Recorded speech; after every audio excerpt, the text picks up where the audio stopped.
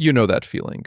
Long day, something annoying happened, and suddenly your brain says, we need a cookie. Actually, we need five, right now. This is non negotiable. You weren't even hungry, but your hand is already in the bag. Here's the thing, that's not weakness. That's not a lack of willpower. That's a survival system that's been fine tuned over hundreds of thousands of years, running on hardware that has absolutely no idea it's the 21st century. So let's talk about what's actually happening inside your head when stress hits and your brain immediately starts scanning the kitchen.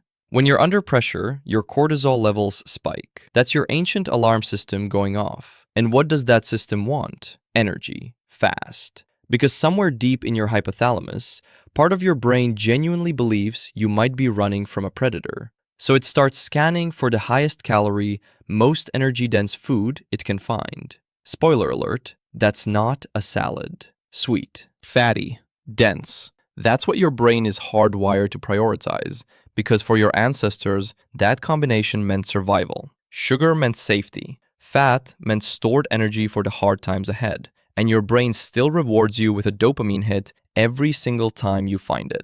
Wild, right?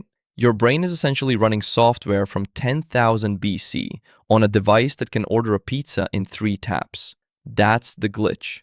The system still works exactly as designed. It's just designed for a world that no longer exists. And here's where it gets more complicated. Every time you use food to quiet that cortisol spike, your brain learns something. It logs it. It files it under solutions that work. The next time stress hits, your brain doesn't just suggest food, it insists on it because it remembers. And over time, the amount you need to feel that same relief gets bigger. That's not a character flaw. That's tolerance. It's the same mechanism behind every other kind of dependency. But here's what nobody tells you about willpower. It's not a personality trait. It's a biological resource. And just like your phone battery, it drains throughout the day. By evening, after a hard shift, after a frustrating commute, after being emotionally available for everyone around you, that resource is almost gone.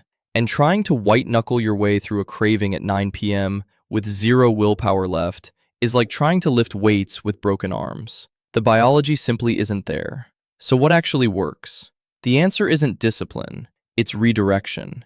Your brain doesn't need less dopamine, it needs different dopamine.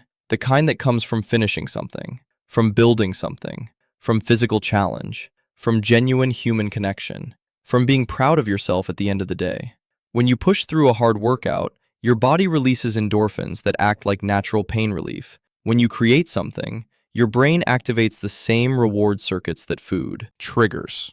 When you grow, when you connect, when you solve a real problem, that dopamine hits differently, deeper, longer, without the crash. Researchers call this high-cost reward. It requires effort, but it also builds something that stress eating never will: actual resilience.